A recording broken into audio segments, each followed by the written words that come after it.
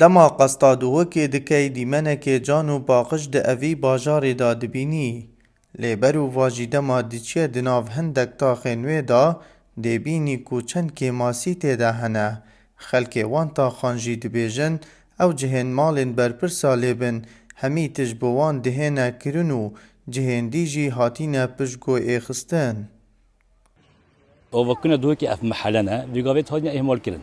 Vê gavê bes cihê berpirsek lê bitin ihtimam pê da dihên zedan şoreetî wê dê çêkin devê tablet kirin heke berpirsek a mesulekî hikûmetê bit çi hizbî bit her mehelek lê bit an xwe gunda mesela mesulekî gundekî bitin her xwe vê gavê şoreet bîne bedergê wan şoreet qêrî tablet gunda vê gavê tu li bajêrî nîveka duhekî bî sakê xelkî bi xwe mûketê danayın ji ber teqnî mûketê danayın mesela wevdek ji bê dê wan şoreet agêrîn erê wala cisrî helayê çêkirî xweş erî bes kelemkê were mehela şêlê saheke tasa saheke nihala saheke bêna pîs mûketê danayî şîna ev dî ev ê tetewira duhekî û xelk gelek garzat kirin hêviya hikmet çavê xwe de van çûkû vedirkê binyaddarê duhekî ev mehelene چی بیشیم بوده؟ و ما تقریبا شنوتویی که حتی وی گاوی افتاخه حساب که یه به خدا نه. بو چی به خدا نه؟ ما نه خدمت گذاری بنوی نکردیم. دی بیشن مثلا فرع تانجن، آن و تجاوز آکری، آن و فرع عداوا کری. بابو دیوارن مثلا قرارات تابویا هی، ورن تابو کن. ای بس بو خلکی سهل کن. خو خلف شد بخو تابو کرد. اوی شارع دی بردن. اوی نکم بخوی آواکری مثلا میچل سانتیمتر خوید بردن.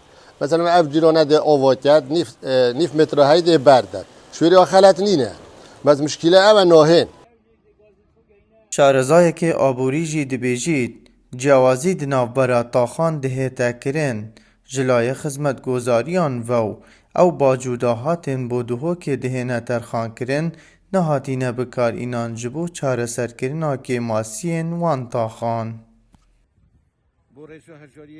Duhokya dewlemend e piraniya an ku pişka şêrî ya patrola Herêma Kurdistanê li kêlgehê parêzgeha Duhokê derkevît. Gomirka İbrahîm Xelîl û gomirkê dî wekû bû dewlemendiyê bû van meselê taksê û bacê van tişta Duhokî yekem e.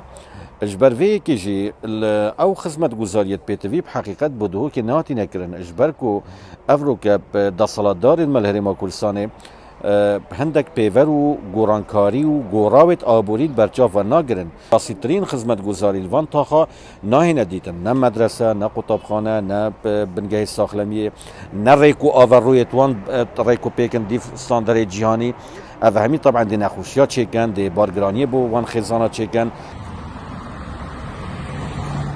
Duhok bajarekê pir xêr û dahat e.